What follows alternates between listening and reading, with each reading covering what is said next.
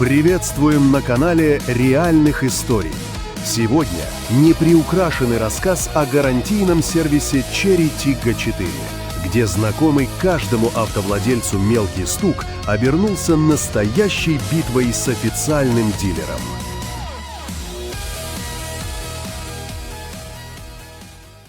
Расскажу о своем Cherry Tiggo 4. Резинка под уплотнителем стекла частично оторвалась. Сразу скажу, сделать такой херхером невозможно, разве что специально ножом. Еще у меня появился стук слева при проезде лежачих полицейских и ям. Записался к ближайшему дилеру через личный кабинет. Потом позвонили и перенесли запись на 3 дня. Ладно, не суть. Приехал в сервис. Сказали, что открывают платный заказ на ряд. Если гарантия подтвердится, я ничего не плачу. Если нет, минимум 3500 рублей за осмотр. Согласился, ведь я ничего не ломал и езжу аккуратно. Сначала качали машину руками. Стуков не услышали. Попросил проехать со мной. Демонстрировал проблему. Согласились, что стук есть. Вернулись. Снова 3 качают, 1 слушает через стетоскоп. Решили, что стучит левая стойка, но на видео звук не зафиксировали. Значит, по гарантии менять не будут, хотя все слышат этот стук. Иногда мне твердят, что такой звук норма, просто разная партия стоек. Ничего не сделали. Говорят, езди, пока не запишешь стук на видео. Про резинку тоже снимали видео, все осмотрели. Повреждений не нашли. Сказали, что не знают причину, отправят запись в Москву и будут ждать ответа. В конце менеджер в рубашке заявил, что резинку повредили при тонировке, когда снимали уплотнитель.